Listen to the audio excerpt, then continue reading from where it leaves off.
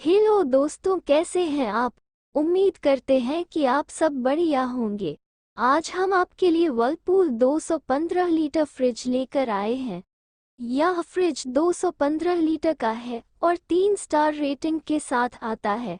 अपने घर में स्टाइलिश, शक्तिशाली और विशाल Whirlpool 215 litre direct cool single door refrigerator के साथ आप लंबे समय तक ताज़ा मौसमी भोजन खा सकते हैं।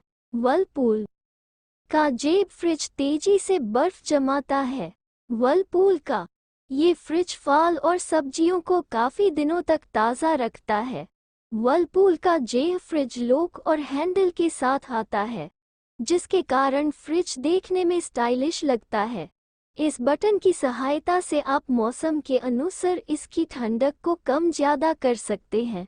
अगर बर्फ़ ज़्यादा जम जाती है, बीच वाले बटन को दबाकर बर्फ़ को पिघला सकते हैं। इस बटन को दबाने से फ्रिज का कंप्रेसर कुछ समय के लिए बंद हो जाता है, जिसके कारण बर्फ़ पिघल जाती है। ये फ्रिज 1 साल की फुल वारंटी और 10 साल की कंप्रेसर की वारंटी के साथ आती है। वर्लपूल फ्रिज की जानकारी बढ़िया लगी तो प्लीज़ चैनल को सब्सक्राइब करें, लाइक करें, शेयर करें और कमेंट करके बताएं। वर्लपूल फ्रिज की जानकारी कैसी लगी।